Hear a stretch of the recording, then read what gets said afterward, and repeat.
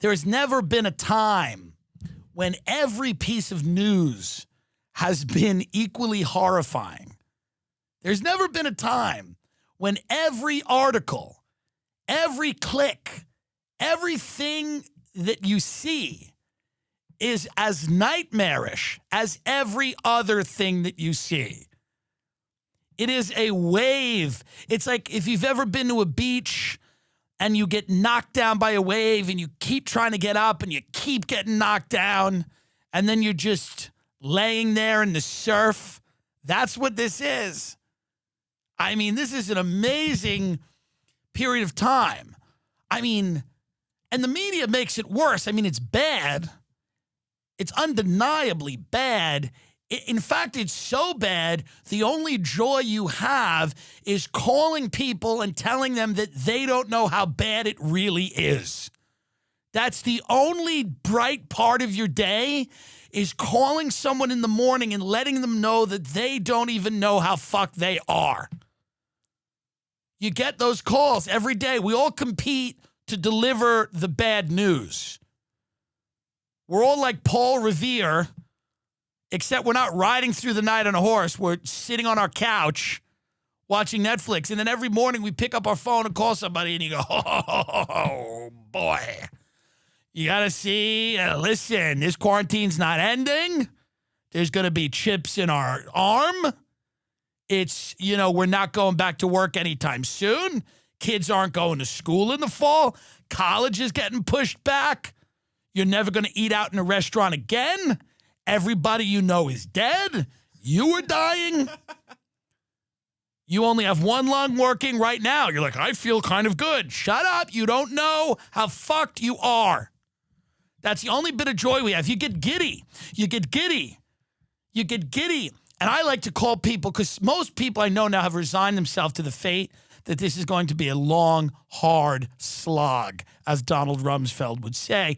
But every now and then you'll catch somebody with a little hope, with a little like spark of hope. And you get excited because you know you're about to crush it. Because you know you're about to extinguish their tiny amount of hope. They go, yeah, man. They go, it'll probably start opening up in the summer. And you go, oh, you ignorant piece of shit.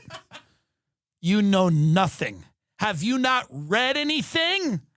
30% unemployment, massive bank failures, a rise in homelessness. The pandemic will never end. They go, yeah, I guess. What's going to change between now and July? Tell me. I don't know, nothing, I guess. Yeah. You hear them sink a little bit lower, and then you go, all right, talk soon. Beep. It's the only joy you have now is bringing people down. And then sometimes it's fun to lift them up a little, because you got to lift them back up to crush them again. So I call people every other day and do good cop, bad cop. So yesterday I called everybody, told them quarantine was going till August. They're pushing school back in September. Comedy clubs will never reopen. They all had to get new jobs. And that, we're going to see millions of deaths. And today I called them with good news. I cherry picked some positive news, which there's very little of, by the way. So it's a real, and then I lifted them up a little bit. And I like to confuse them. They don't know where I'm coming from. They don't know where I'm going with it. Because sometimes I like to because sometimes I'll be real down, and then they'll be real down, but then I want to go motivational. And I go, but here's what you got to realize.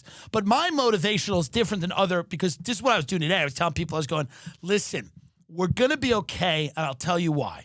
And they go, why? Because they're in New York. I mean, they're shut in. New York is America's Italy right now. They're singing in the streets. I mean, it's wild. You know what I mean? And as a New Yorker, as a guy that grew up in New York, it's fucking wild to watch, from LA, not there. I'm not there. And, like my friend was like, she's like, everyone there's LA is such a narcissist. She's like, I'm glad I'm in New York. I'd rather experience this with New Yorkers. And I'm like, well, good for you. She goes, that's where we differ. I said, indeed. Absolutely. I'm glad we've identified that divergence of opinion. But I was saying today, I said, the American economy is going to get back on track because Americans don't put any value on human life, their own or others. And that is a good thing. It is a good thing that we are a deeply suicidal country with a death wish. It is a good thing that we arm ourselves to the teeth and sit in our little survival bunkers waiting to be allowed out so we can go walk our fat asses onto a cruise like nothing ever happened. It's gonna happen again. Those boats will be full. People are gonna be back in Applebee's putting quesadillas in their ass because that's what we're about. They're gonna be back to friendly fire incidents in their home. Their 4-year-old's going to find the gun they bought for the pandemic, and he's going to blow their brains out with it. Don't worry about it. Thank God.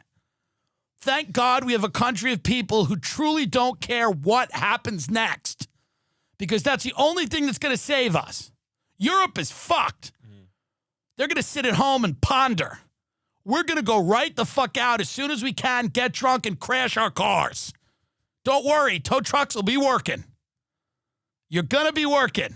Geico's back in business. As soon as we can get back in our cars and hit someone, we're going to do it. As soon as we are allowed out, we're going to cause some problems. We're going to cause some bodily harm. And that's what we're about. That's the only reason I am hopeful. I don't trust the government. I don't trust the private sector. The only thing we have left is science. Truly. I mean, the only way out of this is a vaccine or an antiviral drug. Like maybe this chloroquine helps that they're giving to people alongside erythromycin, which is the drug from a Z-Pack that you take for bronchitis. Maybe that gets approved as an official treatment. It did in France. Maybe that helps. Maybe there's another antiviral. That is it. The public policy solutions here are not going to please anybody. There are no good solutions. There are waves of this pandemic. There's waves of the virus. You let people back out, the numbers will spike. The numbers spike, the hospitals suffer. You don't let people back out, the economy crumbles. There's no way out. As Thomas Sowell said, no solutions, only trade-offs here. And no good trade-offs either. I mean, it's just, you got to decide at one point what is the more destructive path.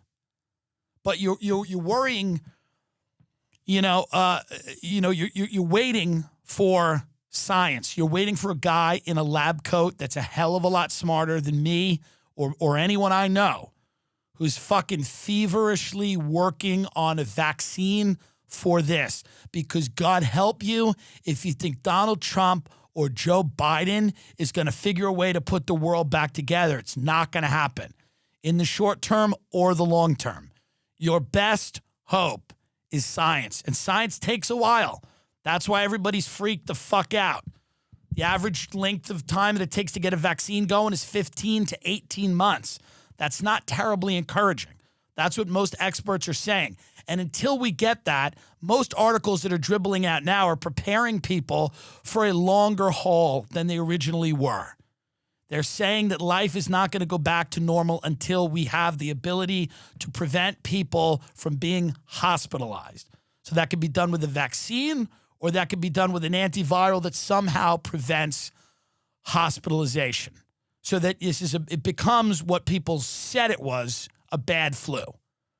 For those 20% of people that would have been hospitalized, it becomes what it is for those 80% of people, a bad flu. And again, this is all as of Friday, April 2nd, 3rd. It's the 3rd. Yeah, Friday, April 3rd. April 4th, we could have an entirely new, that's what's great. You could wake up on April 4th and they could go, oh, by the way, remember how we told everyone to wear masks? Now everyone should wear hazmat suits if you leave your home. So please put on the hazmat suit before you go to the grocery store. And everybody's going to walk around looking like astronauts. Why the fuck do I have to wear a mask if I'm alone walking around an area that I'm too poor to live in, which is what I do every day? I walk around Beverly Hills alone. I don't talk to anyone. Nobody talks to me. It's LA. Nobody spoke to each other pre-pandemic. We leave each other alone. Why? I'm not 6 feet from anyone. Why do I have to wear a mask? Is the virus just sitting around in the air? Stop. If it was truly airborne, everyone would have it. Stop it. I get it if you're going to go to a grocery store, if you're going to have an interaction with somebody. But I'm certainly not wearing a fucking mask to walk down the street if I'm not near anybody. I understand in New York, everybody's next to you. I get it, you know? I'm just asking the media to give us a minute. Give us a minute. Not every story, like the media is now, like the stories are like, transgender surgeries are being put off because of the, it's like, okay, can you give us a minute here? Abortions are not being provided. That is sad, but can you give us a minute with it? Do you have to unearth every negative thing that's happening now? Don't we have enough? Every human interest story, and I get that these are stories that need to be told. Do we have to tell them all at once? Do we have to tell them all at once? At least we waited till the towers fell in 9/11 before we started printing up the stories of the dead. Deborah was a mother of 6. Her lung collapsed. It's like, oh my God, it's bad. I know. If the people are still playing Frisbee, shoot them. If they're not taking it seriously, shoot them, I guess. I don't know. But to stop writing these stories. You're trying to guilt people to stay in, but they're not going to do it. The NYPD, the LAPD, they shoot people for a lot less than this. I'm not saying if you're jogging or walking, but if you're in a park with a lot of people, I don't know. Shoot them. You don't have to kill them. Rubber bullets. Gas them. Tear gas. What do we I mean, I don't know. I mean, you know, there's no good options is what I'm saying here. You know, I don't want a tyrannical government, but I'm just saying, if I saw a bunch of fucking TikTok kids in LA getting tear gassed, I might smile a little bit. I mean, you know,